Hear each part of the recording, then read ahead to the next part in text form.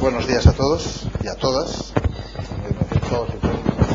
Y en primer lugar, obviamente, agradecer también al comité organizador de estas jornadas por haberme invitado a hablar de un tema muy interesante y de gran importancia en el día de hoy, habida cuenta de la epidemia que ustedes bien conocen, que estamos sufriendo y que vamos a seguir sufriendo durante mucho tiempo, relacionada con la prevalencia de obesidad.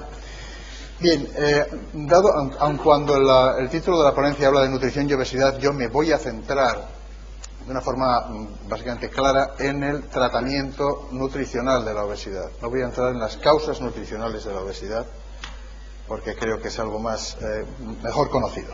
Bien, lo primero que quiero que sepan y que recuerden es que la obesidad es algo importante porque no es simplemente un exceso de peso, un exceso de grasa, no, es muchísimo más.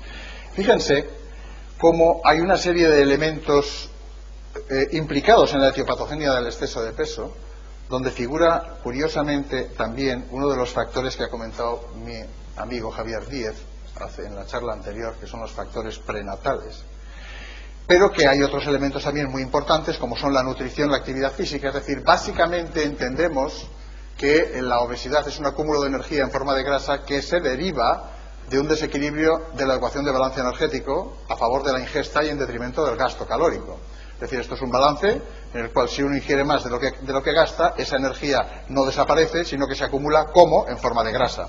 Hay otros elementos importantes, que cabe que el background genético también tiene mucha importancia. Sin embargo, nadie puede atribuir a la genética el extraordinario aumento en la prevalencia de obesidad que estamos viviendo en los últimos 20 años. Es imposible que el pool genético haya cambiado de una forma tan definitiva. Por lo tanto, son circunstancias ambientales las que más están dominando este problema en el que nos estamos sumergiendo cada vez más y sin botellas de oxígeno. Qué duda cabe que hay otros elementos como alteraciones hormonales, la edad sin duda alguna, conforme uno va cumpliendo años va adquiriendo más probabilidad de desarrollar obesidad y no quiero olvidar el estrés. El estrés es algo al que estamos sometidos todos, en mayor o menor medida.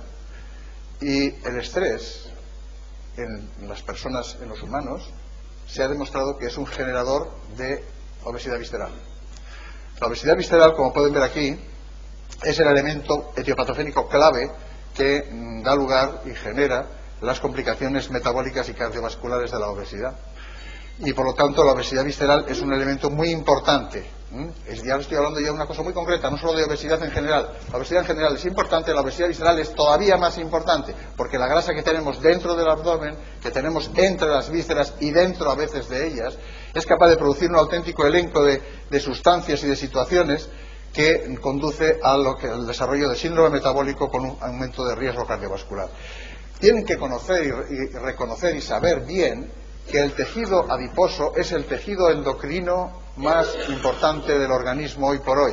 Es decir, en los últimos años hemos podido descubrir que los endocrinólogos que antes pensábamos que las glándulas endocrinas solo eran las clásicas como la hipófisis, el tiroides, las gonadas, el páncreas, etcétera, hoy en día sabemos bien que hay 3 órganos endocrinos de una importancia clave y una magnitud espectacular, como son el tejido adiposo a la cabeza, el tubo digestivo a continuación y el sistema nervioso central también.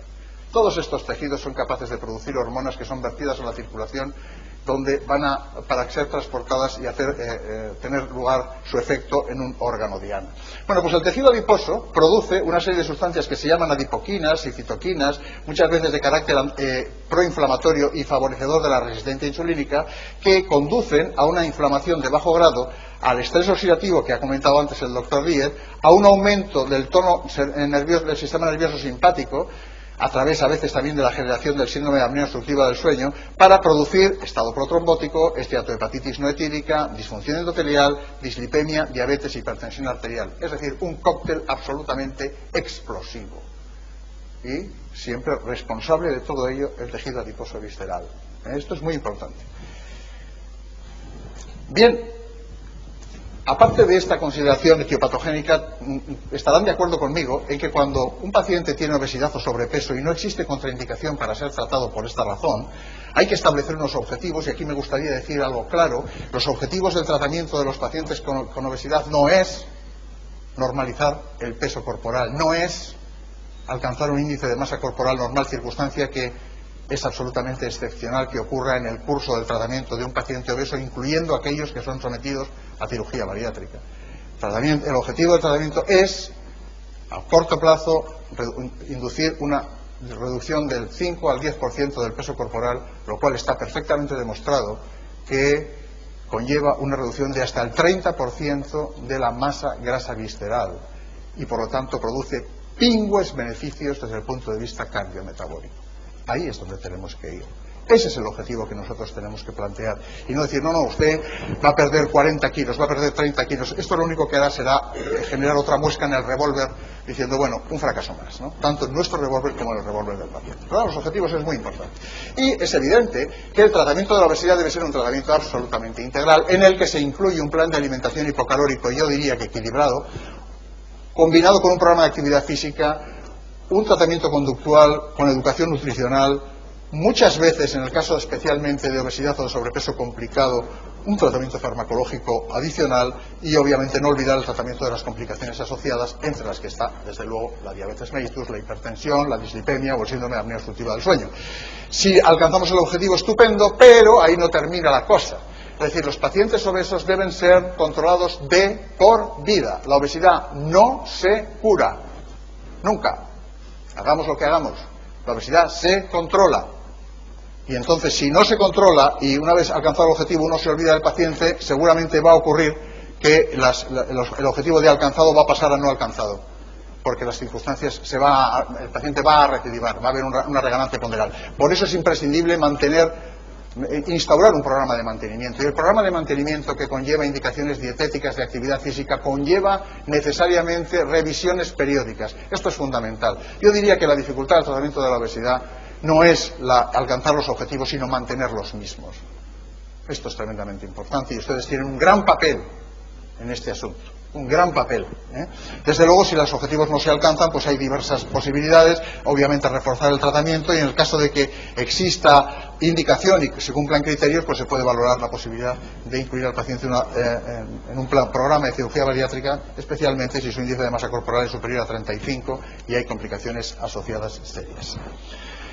Bueno, pues uno de los aspectos nucleares del tratamiento integral de la obesidad contempla las medidas de estilo de vida y el tratamiento farmacológico. Y aquí tenemos medidas de estilo de vida y tratamiento farmacológico, y la realidad es que ambos aspectos tienen efectos aditivos, es decir, que se potencian uno al otro. Evidentemente, las medidas de estilo de vida, pues lógicamente van a tener lugar con la disminución de la exposición a determinados tipos de alimentos, es decir, indicaciones dietéticas básicamente, indicaciones de comportamiento alimentario y sobre todo también indicaciones de aumento de actividad física que se van a unir y se van a potenciar con los efectos de tratamientos farmacológicos. Ustedes saben que en este momento en España solo disponemos de 2 tratamientos farmacológicos autorizados para el tratamiento de la obesidad, como son Orlistat y Sibutramina.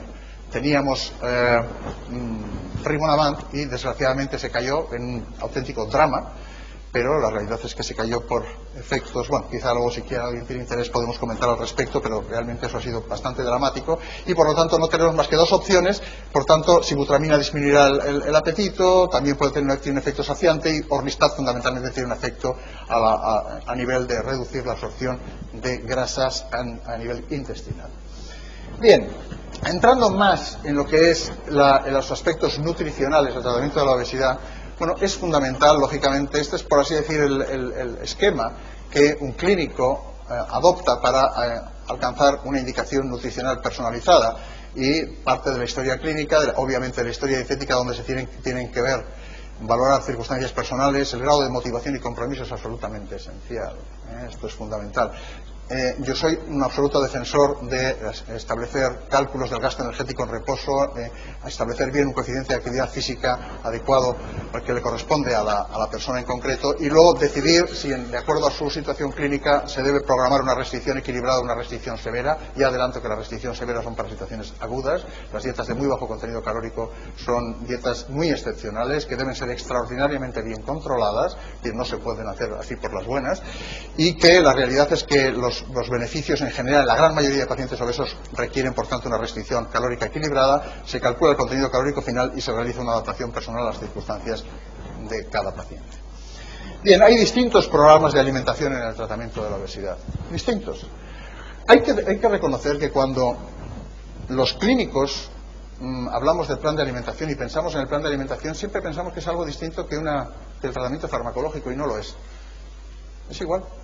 Es un tratamiento farmacológico mucho más importante, habitual, que debe ser mantenido de por vida, que está presente en todos los momentos de la vida del individuo, en todos los momentos del día, no a la mañana solo cuando tiene que tomar la pastilla, sino en todos los momentos, y por tanto, como tal programa de alimentación, debe valorarse su eficacia respecto al control del peso, muy importante, su eficacia respecto a la composición corporal. Les recuerdo que el índice de masa corporal en el que se basa la clasificación de si una persona es obesa, tiene sobrepeso o tiene una obesidad grado 1, 2 o 3, es una falacia. Es una falacia. No hay más remedio que utilizarlo, y nosotros también lo utilizamos, claro que sí, pero la definición de obesidad no tiene nada que ver con el aumento del índice de masa corporal, sino con el aumento del compartimento graso, que el índice de masa corporal no mide. No vayan a olvidar esto es tremendamente importante, porque ustedes van a tener acceso a sistemas de valoración de composición corporal, y de esta manera van a poder optimizar la indicación terapéutica y sobre todo la eficacia del tratamiento con el paso del tiempo. La distribución de la grasa tiene un papel fundamental. Acabamos de ver en una diapositiva anterior que la obesidad visceral es la madre del cordero de gran cantidad de complicaciones del exceso de grasa. Por tanto, esto es algo que conviene evaluar. No es fácil, pero por lo menos una aproximación hay que hacer. Es interesante saber si los programas de alimentación tienen efecto sobre el comportamiento alimentario, sobre el apetito y la saciedad, sobre los mediadores de las complicaciones de la obesidad, como la inflamación, la disfunción endotelial, la resistencia insulínica o la aparición de diabetes, dislipemia e hipertensión. Es interesante que el programa de alimentación tenga un cierto grado, una posibilidad de tener una buena adherencia. Sin adherencia no hay nada. No hay nada. Es decir, si programan un plan de alimentación que ustedes creen que es maravilloso, pero va a ser difícil de que el paciente se adhiera, están perdidos, no sirve para nada, están perdiendo el tiempo. Que no sea tremendamente caro y sobre todo que sea seguro. Es decir, no podemos poner un plan de alimentación que sea magnífico a la hora de perder peso, a la hora de perder grasa y que luego sea inseguro. Pues no, mire usted, la seguridad es uno de los elementos fundamentales en cualquier tratamiento médico, ¿no? Bueno, por tanto, hay muchas interrogantes. Pues ha tenido mucho predicamento y sigue teniendo en algunos aspectos las dietas pobres en carbohidratos, lo cual saber o conocer cuáles son los efectos, los resultados comparativos de las dietas convencionales que siempre hemos planteado respecto a las dietas pobres en carbohidratos es interesante. Las dietas hiperproteicas también tienen bastante predicamento. Las sustituciones o las dietas con bajo índice glucémico son algunos de los interrogantes que se plantean. Ustedes conocen, mejor que yo, que hay una serie de planes de alimentación establecidos que tienen unas características concretas. Aquí aparece la dieta DASH también. Pues la dieta DASH aparece, los nefrólogos se meten por todas partes con esto de la hipertensión. Total, que ven cómo efectivamente, aquí ven cómo hay dietas muy pobres en carbohidratos. Aquí tenemos la típica, la más famosa, la del Dr. Atkins, la dieta de South Beach. Fíjense qué poca cantidad de carbohidratos y además un aporte proteico también bastante intenso. Hay otras dietas que son más equilibradas, por ejemplo, obviamente la dieta DASH, que es, por así decir, es la que cumple lo que consideramos hoy como dieta equilibrada, o la dieta ATP, que es, fíjese, es muy parecida también. En cambio, la dieta de la zona, que tiene un alto aporte proteico en lugar en parte debido a la disminución del aporte de carbohidratos, la dieta Ornish, que es absolutamente rica en carbohidratos. Entonces, bueno, hay muchas publicaciones, libros, hay de todo, como ustedes bien conocen, hablando de las bonancias de este tipo de plan de alimentación. Bien, la dieta de Atkins, no obstante, constituyó un elemento importante en la historia de la indicación nutricional en la obesidad. Y, bueno, sabemos que la dieta baja en carbohidratos, la dieta de Atkins, tiene básicamente una restricción, como ustedes bien conocen, concreta en la ingesta de carbohidratos, y eso cursa habitualmente con un aporte rico en grasas y en proteínas, y probablemente a través de estas características la elección de los alimentos es más limitada, pueden generar saciedad especialmente a expensas de la alta ingesta de proteica. Esto lleva a reducción de la ingesta y a pérdida de peso, y además también esta dieta alta en proteínas puede favorecer en cierto modo la termogénesis, conduciendo también a mayor pérdida de peso. Bueno, pues se han hecho numerosos estudios para compararlas con dietas convencionales con las dietas pobres en carbohidratos.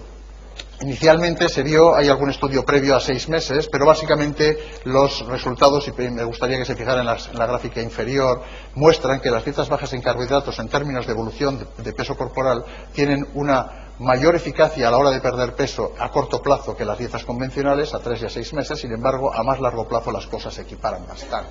de modo que no hay una gran evidencia que indique que las dietas pobres en carbohidratos sean más eficaces a la hora de perder peso o de mantener el peso a largo plazo.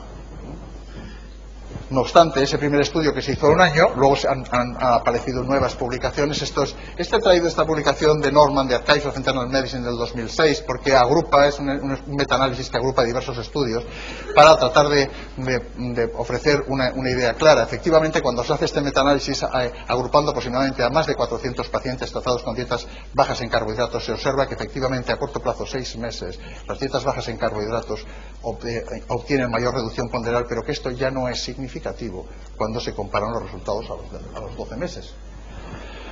Este es un estudio reciente del año pasado, donde se compara una dieta baja en grasa con una dieta de tipo dieta mediterránea y una dieta baja en carbohidratos, y aquí pasa lo mismo. Fíjense cómo la dieta baja en carbohidratos obtiene una reducción ponderal mucho más importante a corto plazo, mientras que a largo plazo siempre existe un cierto grado de recuperación ponderal que hace que, por ejemplo, en este estudio en relación con la dieta mediterránea, pues los resultados a largo plazo, estos 2 años vista, no sean significativos. Observen que la dieta baja en grasa sin más, pues queda con un resultado un poquito inferior. Pero fíjense, en general, que el patrón siempre es el mismo, es decir, hay una pérdida de peso y después hay una recuperación. Y fíjense también que la magnitud del peso corporal perdido en este estudio, bueno, pues alcanza a 2 años vista, en el mejor de los casos, en torno a 5 kilos de peso. Desgraciadamente no hay datos de composición corporal. Recientemente, el mes pasado, ha visto la luz otro estudio en New England Journal of Medicine, comparando 4 tipos de dieta que se diferencian en relación con el contenido proteico y con el contenido graso. Es decir, aquí hay dietas con aporte proteico normal y hipergrasas, dietas con aporte proteico elevado y normograsas, bueno, las 4 combinaciones. Y entonces la realidad es que cuando uno observa la evolución del peso corporal y de la circunferencia de la cintura, que fueron los 2 objetivos más importantes del estudio, se ve que haga uno la dieta que haga, incluye a uno los macronutrientes, la proporción de macronutrientes que incluya, los resultados pues son realmente muy superponibles. ¿Ve? Y además la gráfica siempre es igual, una eficacia clara a los 6 meses y después tendencia a la recuperación ponderal. Tendencia a la recuperación ponderal, abundando más en lo que yo decía antes. El problema no es alcanzar esta pérdida de peso, sino el problema es tratar de mantenerla a lo largo del tiempo. Esto es un tema clave. Eso es un tema clave en el que ustedes tienen la palabra, tienen mucho que ver ahí.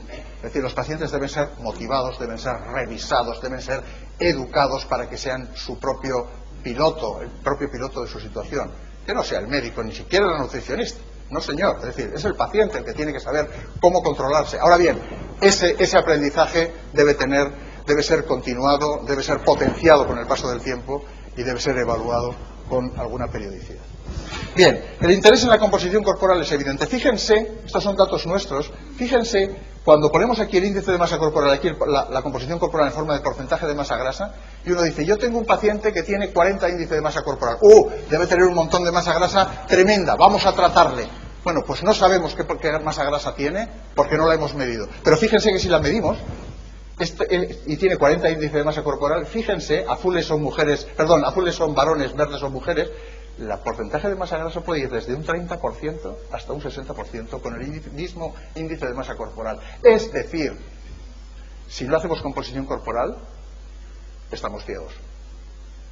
Es algo parecido a que uno no pesara al paciente y nada más entrar por la consulta le viera y le diría, usted tiene una obesidad clarísima, vamos a tratarle. Y luego, 3 meses más tarde le viera y dijera, pues me da la impresión que usted está mejorando porque parece que tiene efectivamente menos volumen. Esto es ridículo.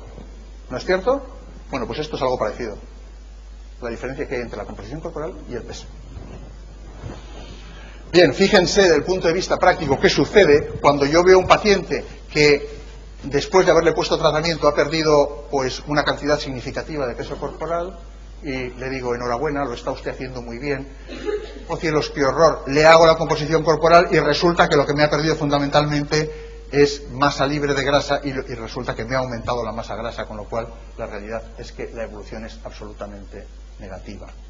cosa que desconoceré si no aplico la composición corporal. Por tanto, esto es absolutamente tremendo, no solo para saber de dónde partimos, sino para luego ver cuál es la eficacia del tratamiento. Y les aviso que la composición corporal es un elemento integrador del hábito dietético que tiene el paciente y de la actividad física que hace.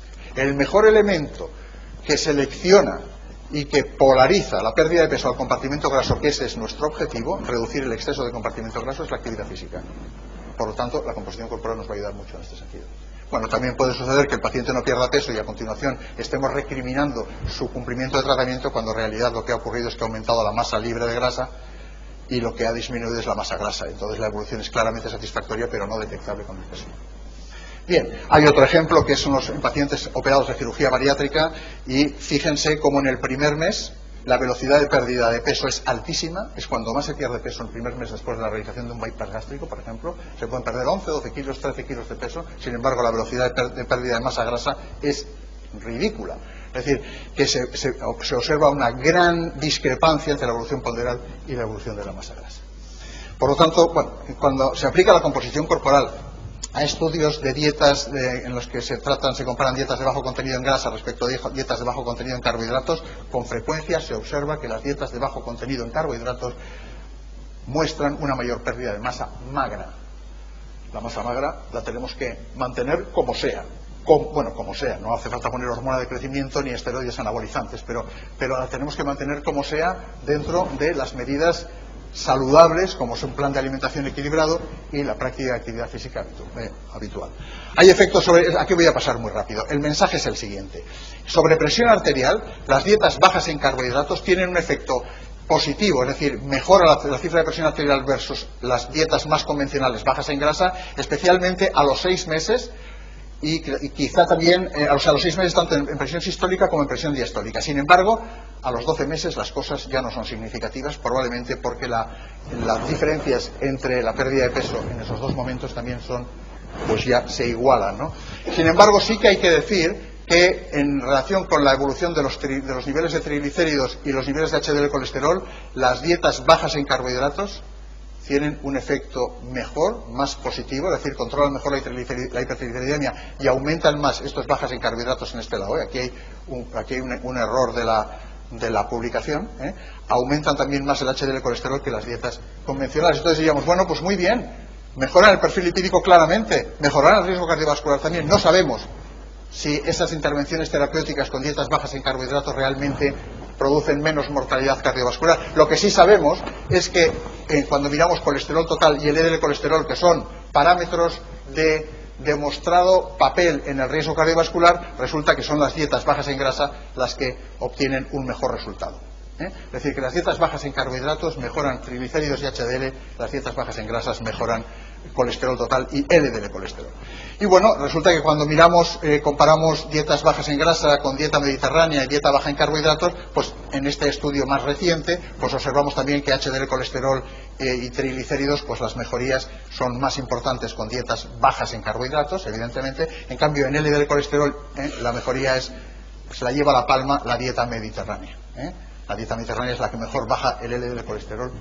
Y en otros parámetros de inflamación, como proteína C reactiva, el mejor comportamiento es la dieta baja en carbohidratos. También el aumento de la hiponectina, que es una adipoquina saludable, por así decir, porque mejora la sensibilidad insulínica y es antiaterogénica, pues también la dieta baja en carbohidratos parece que tiene un efecto más positivo a 2 años vista. Y en el caso de los niveles de insulina circulante, por ejemplo, en no diabéticos, curiosamente, la dieta baja en carbohidratos es la que mejor baja los niveles de insulina circulante y la que más baja el índice HOMA, que es un índice de resistencia insulínica, mientras que en los pacientes diabéticos, curiosamente, es la dieta mediterránea la que tiene mejores resultados en este sentido. Bien, por lo tanto, como resumen, podríamos decir que las dietas pobres en carbohidratos inducen una reducción ponderal más importante a corto plazo, reducen resistencia insulínica, mejoran triglicéridos y HDL, mejoran marcadores de inflamación, no parecen perjudiciales a corto plazo, esto es una realidad. Lo que pasa es que tenemos problemas, tenemos dudas respecto a la eficacia a largo plazo. Por eso no hay estudios a largo plazo que obviamente necesitamos. Pueden producir reducción de masa libre de grasa que no nos conviene y hay un efecto dudoso y generalmente más perjudicial sobre el LDL colesterol. Bien, el otro tema es el aumento de la dieta proteica y voy a ir rápido ya. En principio los experimentos clínicos muestran, y experimentales en general muestran, hay discrepancias, que las dietas proteicas, el aumento de carga proteica, induce una disminución de la ingesta calórica, hay una disminución de la ingesta calórica esto es del peso corporal y de la ingesta calórica. Las dietas proteicas, ricas en proteínas. También induce una disminución del hambre y un aumento de la sensación de plenitud. Hay datos, los datos no siempre son absolutamente uniformes en este sentido, no todos los estudios muestran los mismos resultados, algunos estudios también muestran algunas variaciones en la composición corporal, tampoco necesariamente llamativas. Este es un estudio prolongado a 64 semanas, es decir que donde en los pacientes que reciben una dieta alta en proteínas es el doble de la proporción que reciben los pacientes en dieta baja en proteínas, y que hay una serie de efectos secundarios que pueden estar presentes, como son la pérdida de masa libre de grasa, esto es las dietas pobres en carbohidratos, la hiperfiltración renal, la hipercalciuria, excesiva ingesta de grasas. Esto es, por ejemplo, los efectos secundarios de la dieta de Atkins con alto contenido proteico. Y en algunos casos se ha descrito una reducción de ácido fólico y la consecuente aumento de homocisteína, que en principio es un factor de riesgo cardiovascular. El alto contenido proteico en sí, puramente en sí, va a favorecer la conservación de la masa magra, va a favorecer mayor pérdida ponderal, va a favorecer mayor efecto saciante, mayor efecto termogénico. Todo esto es muy positivo, pero hay estudios y estudios, es decir, no está claro, no es universal en todos los experimentos que se han hecho. Hay efectos dudosos sobre la función renal, especialmente en aquellos pacientes que tienen la función renal ya previamente alterada, es algo que no se recomienda bajo ningún concepto, y la seguridad a largo plazo, por tanto, es bastante dudosa. Bien, no voy a decir nada de las dietas de índice glucémico, es decir, de bajo índice glucémico. Las dietas, hay estudios como este que muestran que las dietas de bajo índice glucémico tienen un rendimiento mejor a la hora de perder peso que las dietas de alto índice glucémico, y que incluso tienen algunos efectos positivos sobre factores de riesgo cardiovascular. La realidad es que hay algún metaanálisis recientemente publicado que no concluye de forma clara que las dietas de bajo índice glucémico sean necesariamente satisfactorias o mejores que las dietas convencionales que utilizamos, y la posibilidad de reemplazar una toma de alimento con uno de estos preparados, pues puede ser interesante, y en general se puede utilizar y puede obtener buenos resultados a medio plazo, sobre todo en el mantenimiento del peso perdido. En cualquiera de los casos, todos los estudios que miran bien el factor adherencia, la adherencia es determinante. Fíjense como Atkins, dieta Zona, dieta Weight Watchers, dieta Ornish, los resultados de pérdida de peso son muy variables. La realidad es que cuando se ajustan por la adherencia del paciente, pues ahí está una de las claves. Y en este estudio publicado el mes pasado, si uno compara los distintos planes dietéticos basados en el aporte proteico y en el aporte de alimentos grasos, de grasa, pues realmente también existe una relación clara entre el número de sesiones que fueron los pacientes en el seguimiento, en sesiones programadas de educación y motivación, y el resultado de la pérdida de peso. Por tanto, esto sigue mostrando que es determinante la adherencia.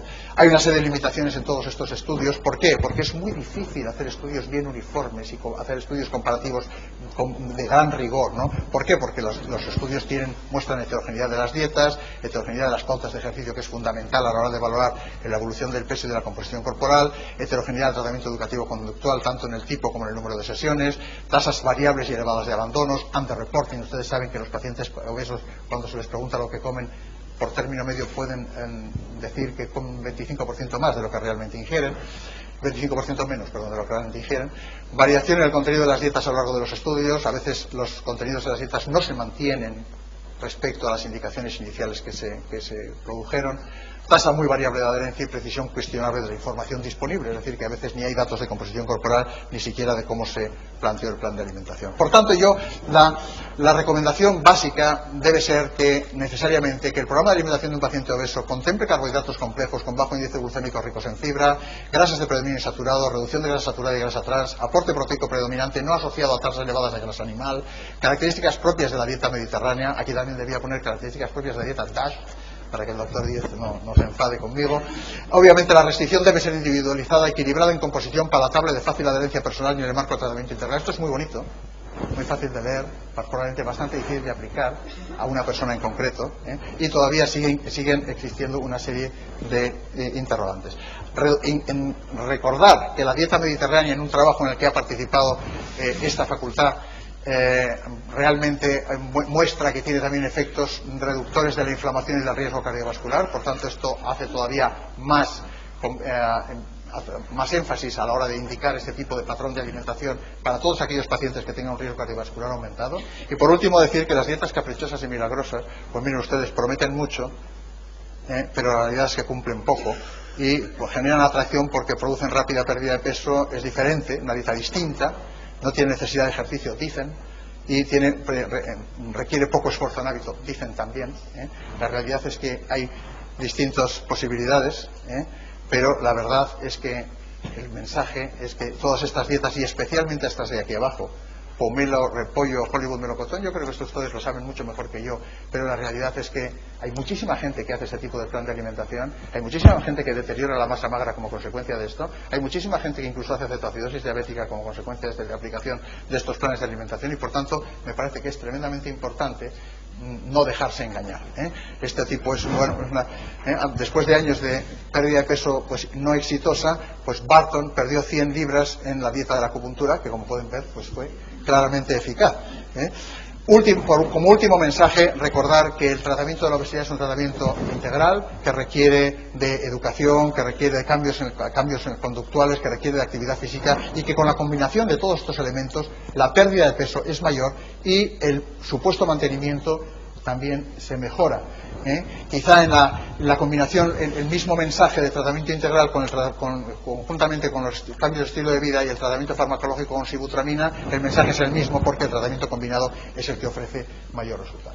Por lo tanto, decir que la integración de un equipo multidisciplinar es absolutamente fundamental. Yo aquí he puesto dietista, igual no les gusta, debiera haber puesto nutricionista, me da lo mismo. Es decir, la clave es que todo el mundo tiene algo que aportar.